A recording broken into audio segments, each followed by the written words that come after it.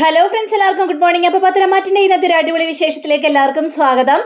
അങ്ങനെ നമ്മുടെ നയന ഭക്ഷണം എല്ലാം കഴിച്ചുകൊണ്ട് വരികയാണ്. അപ്പോൾ ജലജ അവിടെ ഇരുന്ന് ടേബിളെല്ലാം ഇങ്ങനെ തുടച്ചുകൊണ്ടിരിക്കുകയായിരുന്നു. ആ സമയത്ത് നയന മോളെ, നീ ഭക്ഷണം കഴിച്ചായിരുന്നോ എന്ന് ചോദിച്ചപ്പോഴേക്കും ഞാൻ ഭക്ഷണം കഴിച്ചു അമ്മായി, എന്താ എന്ന് ചോദിച്ചപ്പോഴേക്കും അതെ, ആ പാത്രം കെടുതാ, ഞാൻ കഴിവെച്ചോളാം. ഓ വേണ്ട, ഞാൻ കഴിവെച്ചോളാം, അതിനെനിക്ക് കുഴപ്പമൊന്നുമില്ല. അതെന്താ മോളെ നീ അങ്ങനെ പറയുന്നത്?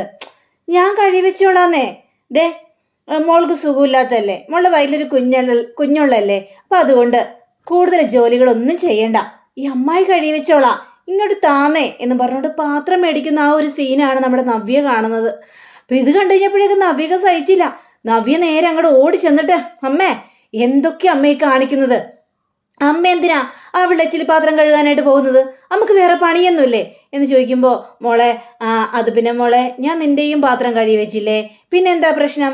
അത് പിന്നെ അമ്മ എൻ്റെ അമ്മായിയമ്മ, ഇവൾക്കുണ്ടല്ലോ ഒരു അമ്മായിയമ്മ.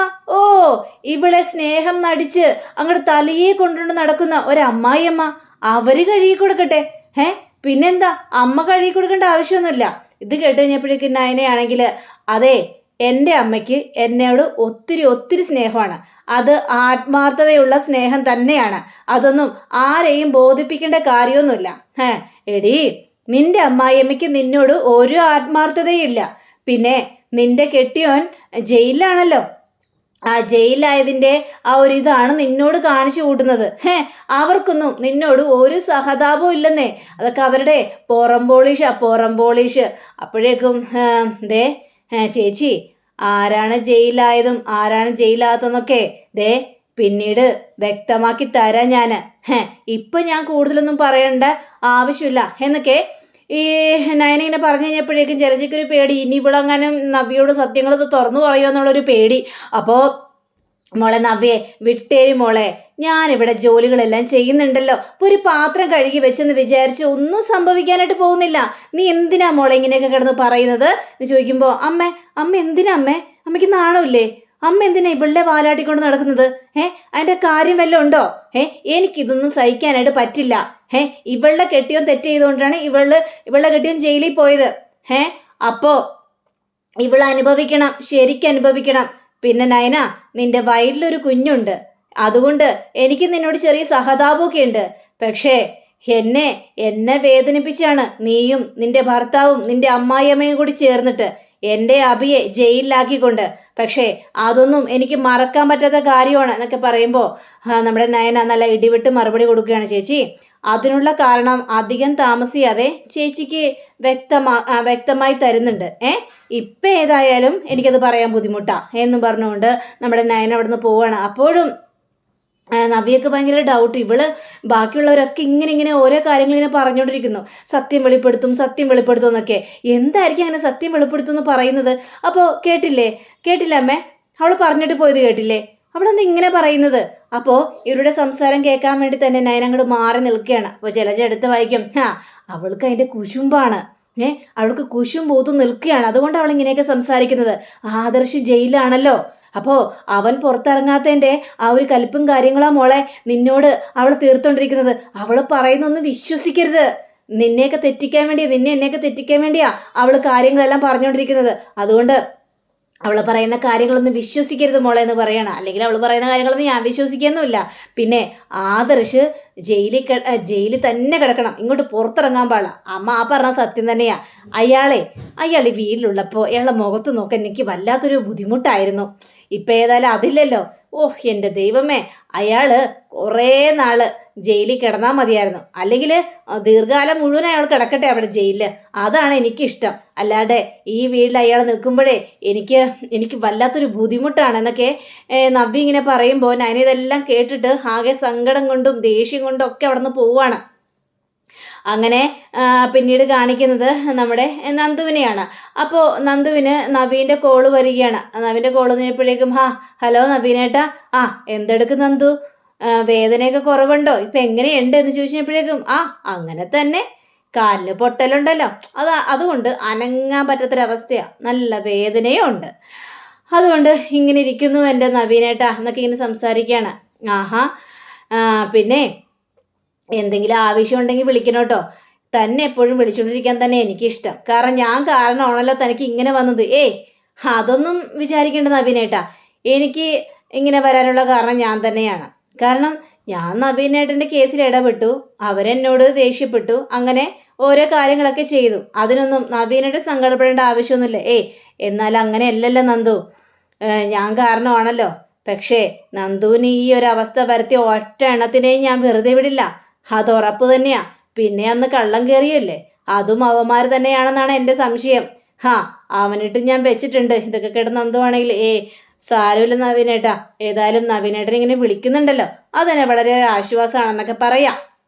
ഏതായാലും ശരി നന്ദു, ഞാനേതായാലും ഫോൺ വെക്കുക, എന്തായാലും ഇടയ്ക്കിടയ്ക്ക് ഞാൻ വിളിച്ചോളാം. ശരി നവീനേട്ടാ എന്ന് പറഞ്ഞിട്ട് ഫോൺ വെക്കുകയാണ്. ഫോൺ വെച്ച് കഴിഞ്ഞപ്പോഴേക്കും നന്ദു ആണെങ്കിൽ എൻ്റെ ആളെ വിളിച്ചില്ലല്ലോ, എൻ്റെ കാമുകൻ ഇതുവരെയും വിളിച്ചില്ല, ഞാൻ ഇവരെ ബോറടിച്ചിരിക്കുകയാണെന്ന് എൻ്റെ കാമുകന് അറിയില്ലേ, എന്നിട്ട് പോലും എന്നൊന്ന് വിളിക്കാനായിട്ട് തോന്നിയില്ലല്ലോ എൻ്റെ കാമുകന് എന്ന് പറഞ്ഞു തീരുന്നതിന് മുമ്പ് തന്നെ നമ്മുടെ അനിയുടെ കോള് വരികയാണ്. എൻ്റെ അമ്മേ 100 ആയുസാണല്ലോ എന്നും പറഞ്ഞുകൊണ്ട് ഫോൺ എടുക്കുകയാണ്.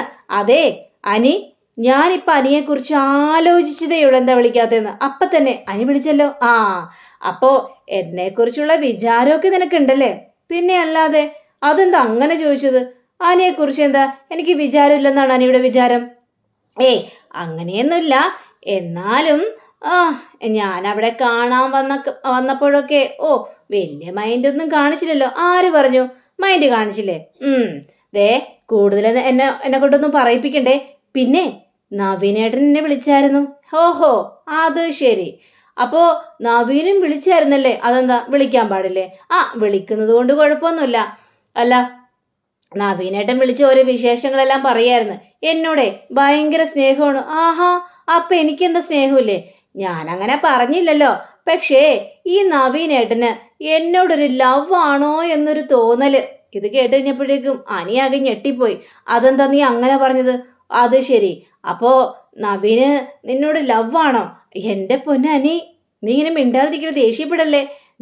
ഞാൻ ചുമ്മാ പറഞ്ഞല്ലേ. എടാ, ഞാൻ ചുമ്മാ ഒരു ജോക്ക് അടിച്ചെന്ന് മാത്രമേ ഉള്ളൂ. പക്ഷേ നിന്നെക്കാൾ ആത്മാർത്ഥതയാണ് ഈ നവീനേട്ടന്. എന്നെക്കാൾ ആത്മാർത്ഥതയുണ്ടോ? നിനക്കും ആത്മാർത്ഥതയുണ്ട്. പക്ഷേ എന്നാലും നവീനേട്ടന് ആത്മാർത്ഥത കുറച്ച് കൂടുതലാണ് എൻ്റെ പൊന്നനി. അപ്പോൾ അനിക്ക് കാലി വരിക. അനി ഒന്നും മിണ്ടാതിരിക്കുകയാണ്. നീ എന്തൊന്നും മിണ്ടാത്തത്? പറയേ. മനസ്സിലായി. നിനക്ക് കുശുമ്പാണല്ലേ? കാരണം സ്നേഹിക്കുന്ന പുരുഷന്റെ മുന്നിൽ വേറൊരു പുരുഷനെ കുറിച്ച് കുറ്റം പൊക്കി പറഞ്ഞു കഴിഞ്ഞിട്ടുണ്ടെങ്കിൽ അവർക്ക് അരിശം കയറും. അത് സ്വാഭാവികമാണ്. അപ്പം അറിയാലോ, നിനക്ക് അതെല്ലാം അറിഞ്ഞു വെച്ചോണ്ടല്ലോ നീ എന്നോട് ഇങ്ങനെയൊക്കെ സംസാരിക്കുന്നത്. ഇനി കൂടുതലൊന്നും പറയണ്ട. ഏതായാലും വിളിച്ചല്ലോ, ഇടയ്ക്കിടയ്ക്ക് ഇങ്ങനെ വിളിക്ക്. ഞാനിവിടെ ബോറടിച്ചിരിക്കുകയല്ലേ നീ. ശരി, ഓക്കെ, ആയിക്കോട്ടെ എന്ന് പറഞ്ഞിട്ട് ഫോൺ വയ്ക്കുകയാണ്. ഫോൺ വെച്ച് പിന്നീട് കാണിക്കുന്നത് നമ്മുടെ ഈ നമ്മുടെ ജലജയും അതേപോലെ തന്നെ അഭിയും കൂടി ഇരുന്ന് സംസാരിക്കുന്നത് മുഴുവനും ആദർശിനെ കുറിച്ചായിരുന്നു. അപ്പോൾ ആദർശ് ഒരു വഴി ഇങ്ങനെ പോയി കഴിഞ്ഞപ്പോഴേക്കും ആദർശ് ഇങ്ങനെ ഇവരുടെ സംസാരം കേൾക്കുകയാണ്. അപ്പോൾ ഇവരുടെ സംസാരം കേട്ട് കഴിഞ്ഞപ്പോഴേക്കും ഇങ്ങനെ ഒളിഞ്ഞു നിന്ന് കേൾക്കുകയാണ്. ഇതെന്താണെന്ന് അറിയാൻ വേണ്ടി തന്നെ. അപ്പോൾ ജലജ പറയാണ്, എടാ, ഇതിന് പിന്നിൽ നീയാണെന്ന് ഇവരുടെ ആർക്കും അറിയില്ല. പക്ഷേ നമ്മൾ വേറൊരു കളി കളിച്ചേ മതിയാവുള്ളൂ. ഈ ആദർശ് ഗൾഫിൽ ജയിലിലാണെന്ന കാര്യം നമുക്ക് പത്രത്തിൽ കൊടുക്കണ്ടേ? നാട്ടുകാരും മുഴുവൻ അറിയട്ടേടാ. നീയാണ് പത്രത്തിൽ കൊടുത്തെന്ന് ആരും അറിയാനൊന്നും പോകുന്നില്ല. മനസ്സിലായല്ലോ? ഏതായാലും പത്രത്തിലും ന്യൂസ് വന്നു കഴിഞ്ഞിട്ടുണ്ടെങ്കിൽ അനന്തപുരിക്കാരെല്ലാവരും നാണം കെടുക തന്നെ ചെയ്യും. അതിൽ യാതൊരു സംശയവുമില്ല. അതുകൊണ്ട് നമുക്ക് പത്രത്തിലൊരു ന്യൂസ് കൊടുക്കണം. ആ ഒരു ചിന്ത എനിക്കുണ്ട് അമ്മേ. ഇവരെല്ലാവരും കിടന്ന് അഹങ്കരിച്ച് നിൽക്കുകയാണല്ലോ. ആദർശ് ജയിലായിട്ട് പോലും ആരോടും ഒന്നും അറിയിക്കാതെ ഒളിപ്പിച്ച് വെച്ചിരിക്കുകയാണ് ഈ കുടുംബത്തിലുള്ള എല്ലാവരും. പക്ഷേ അതങ്ങനെ വെറുതെ വിട്ടാൽ ശരിയാവില്ലല്ലോ. ഇതെല്ലാവരോടും തുറന്നു പറയണ്ടേ? അതേ മോനെ, തുറന്നു പറയണം. എത്രയും പെട്ടെന്ന് നീയേ ആദർശ് ജയിലിലാണെന്ന വിവരം പത്രക്കാരോട് പറയണം. എന്നിട്ട് പത്രത്തിലൊരു ന്യൂസ് കൊടുക്കണം. നാണം കെട്ടട്ടെ ഇവിടത്തെ അനന്തമൂർത്തി അച്ഛനും ബാക്കിയുള്ളവരെല്ലാവരും നാണം കെട്ടട്ടെ. എല്ലാവർക്കും അഹങ്കാരം കൂടുതലാണ്.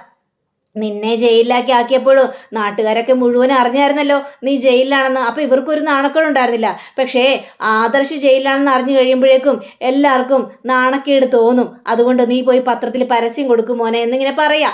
ഇതെല്ലാം കേട്ട ആദർശാണെങ്കിൽ ഇതിനെന്തെങ്കിലും ചെയ്തേ മതിയാവുള്ളൂ, ഇവർ പത്രത്തിൽ പരസ്യം കൊടുത്തു കഴിഞ്ഞാൽ പണി കിട്ടുമെന്ന് നമ്മുടെ ആദർശിന് മനസ്സിലായി. അപ്പോൾ ആദർശാണെങ്കിൽ ഭയങ്കര ചില സത്യങ്ങളെല്ലാം മനസ്സിലാക്കിയാണ്. കാരണം ഇതിനെല്ലാത്തിനും പിന്നിൽ അഭിയാണെന്നുള്ള സത്യം തിരിച്ചറിയുകയാണ് ആദർശ്. പിന്നീട് കാണിക്കുന്നത് നമ്മുടെ ഹനിയാണ്. അപ്പം ഹനിയാണെങ്കിൽ ധൃതിക്ക് അങ്ങോട്ട് പോകുന്ന ഇതിൽ. അപ്പോൾ നയന വന്നിട്ട് ഹനി എങ്ങോട്ടായി രാത്രി എന്ന് ചോദിച്ചപ്പോഴേക്കും അത് പിന്നെ എടുത്തി ഞാനേ നവീനെ കാണാനായിട്ട് പോവുകയാണ്. നവീനെ കാണാനായിട്ട് പോവുകയാണോ അല്ലെങ്കിൽ നന്ദുവിൻ്റെ അടുത്ത് പോവുകയാണോ? ഏട്ടത്തി എന്തൊക്കെയാണ് ഏട്ടത്തി പറയുന്നത്? ഞാനെന്തിനാ നന്ദുവിൻ്റെ അടുത്തേക്ക് പോകുന്നത്? ഞാൻ നന്ദുവിനെ കണ്ടിട്ട് കുറേ ആയി. ഞാൻ നന്ദുവിൻ്റെ അടുത്തേക്ക് പോകേണ്ട യാതൊരു ആവശ്യമില്ല. അനി എന്നോട് കള്ളം പറയേണ്ട ആവശ്യമില്ല. കഴിഞ്ഞ ദിവസേ വീട്ടിലൊരു കള്ളം കയറിയായിരുന്നു. അത് നീയാണോ എന്നാണ് ഇപ്പോൾ ഒരു സംശയം. ഞാനോ? ഞാനെന്തിനായിട്ടെത്തി ഒളിച്ചും പാത്തൊക്കെ കയറുന്നത്? എനിക്ക് നേരിട്ട് എന്താ അങ്ങോട്ട് കയറി ചെന്നൂടെ? എനിക്കെന്താ അതിന് അവകാശമില്ലേ? നീ അങ്ങനെ നേരിട്ട് കയറി ചെല്ലൂല. കാരണം അങ്ങോട്ട് കയറി ചെല്ലുന്ന എനിക്ക് പേടിക്കണം. ദേ ഞങ്ങളൊക്കെ പറഞ്ഞിട്ടില്ലേ അങ്ങോട്ട് പോകരുതെന്ന്, നന്ദുവിനെ കാണരുതെന്ന്. എൻ്റെ ഏട്ടത്തി ഞാൻ നന്ദുവിനെ വിളിക്കാൻ പോലും ഇല്ല ഇല്ലേ?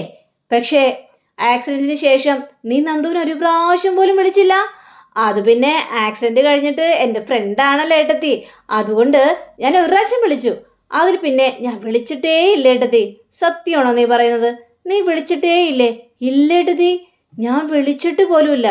ഞാൻ എന്തിനാ വിളിക്കുന്നത് ഏട്ടത്തി? ഞാൻ സത്യമായിട്ടും നവീനെ കാണാനായിട്ട് പോവാണ്. നീ എന്നോട് സത്യം ചെയ്തത് കൊണ്ട് ചിലപ്പോൾ ഇപ്പം നീ നവീനെ കാണാനായിട്ട് പോകും. അതിനുശേഷം നീ നന്ദുവിനെ കാണാൻ പോകരുത്. ഇല്ല ഏട്ടത്തി, ഞാൻ പോവില്ലെന്നേ. ശരി എങ്കിൽ ചെല്ല്, നീ പോയി നവീനെ കണ്ടിട്ട് വാ. ഓ ശരി ഏട്ടത്തി എന്നും പറഞ്ഞുകൊണ്ട് അനി അവിടെ നിന്ന് പോവാണ്. പക്ഷേ നയനക്ക് ഏതൊക്കെ ഒരു സംശയം തോന്നിക്കുക.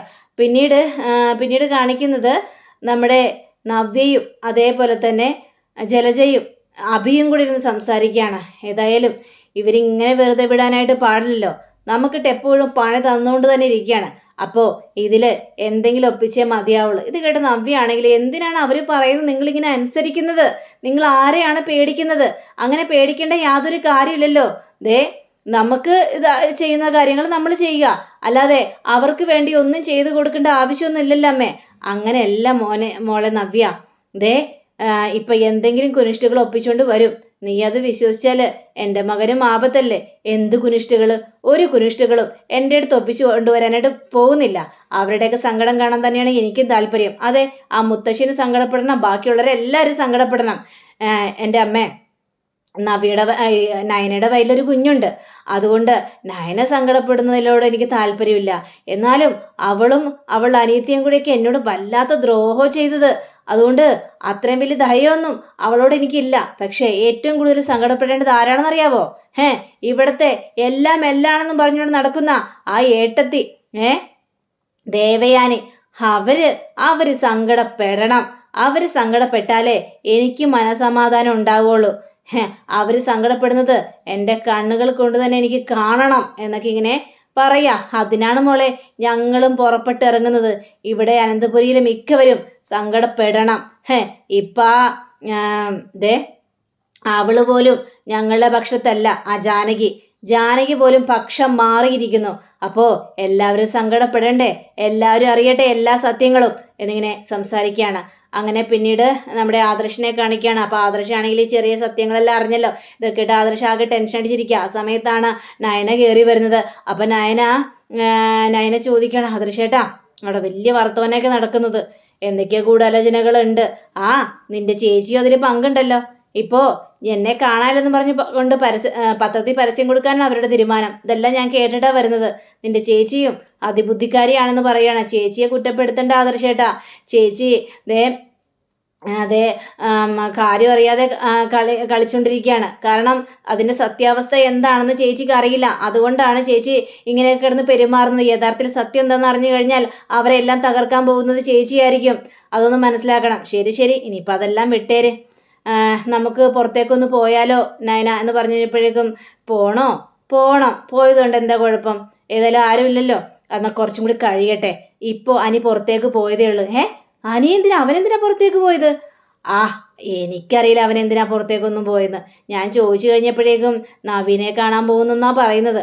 അതിലെന്തൊക്കെയോ കള്ളത്തരം ഉണ്ടെന്ന് എനിക്ക് തോന്നുന്നു. അവൻ നന്ദുവിനെ കാണാൻ പോകുന്നുണ്ടോ എന്ന് എനിക്കൊരു സംശയമുണ്ട് ആദർശേട്ടാ. ആഹാ, അത് കൊള്ളാലോ എന്ന രീതിയിൽ ആദർശ് സംസാരിക്കുകയാണ്. പിന്നീട് നമ്മുടെ അനി നവീനെ കാണാനായിട്ട് ചെന്നിരിക്കുകയാണ്. എടാ ഞാൻ സത്യം പറയാൻ പറഞ്ഞ നീ പറഞ്ഞോ? അവളോടുള്ള ഇഷ്ടം നീ തുറന്നു പറഞ്ഞോ? ഇല്ലല്ലോ. ഇനി ഏതായാലും നീ പറയണ്ട, ഞാൻ തന്നെ പറഞ്ഞോളാം. എടാ നീ പറഞ്ഞാൽ എങ്ങനെ ശരിയാവുന്നത്? നീ പറഞ്ഞു കഴിഞ്ഞാൽ അവള് ഓക്കെ അല്ലെന്ന് പറഞ്ഞു കഴിഞ്ഞാൽ എന്ത് ചെയ്യും? അതുകൊണ്ടാണ് ഞാൻ നിന്നോട് പറയാൻ പറഞ്ഞത്. ഓക്കെ അല്ലെന്ന് അങ്ങനെ പറഞ്ഞു കഴിഞ്ഞാൽ എനിക്ക് അവളെ മുഖത്ത് ഫേസ് ചെയ്യാനായിട്ട് പറ്റില്ല. നീ അതുകൊണ്ട് നന്ദുവിനോട് എൻ്റെ ഇഷ്ടം പറയ്. എത്ര പ്രാവശ്യം ഇട നിന്റെ പിന്നാലെ തന്നെ ഇങ്ങനെ നടക്കുന്നു. അപ്പം ഇത് കേട്ട് കഴിഞ്ഞപ്പോഴേക്കും ഹാനിക്ക് ഭയങ്കര ടെൻഷൻ തോന്നിക്കുക. അപ്പം അങ്ങനെയും കാണിച്ചുകൊണ്ടാണ് നമ്മുടെ ഇന്നത്തെ റിവ്യൂ ഇവിടെ അവസാനിച്ചിരിക്കുന്നത്. അടുത്ത റിവ്യൂവിനെ കാത്തിരിക്കുക, സബ്സ്ക്രൈബ് ചെയ്യുക. എല്ലാവർക്കും നല്ലൊരു ദിനം ആശംസിച്ചുകൊണ്ട് തന്നെ നമസ്കാരം. Thank you. ബൈ.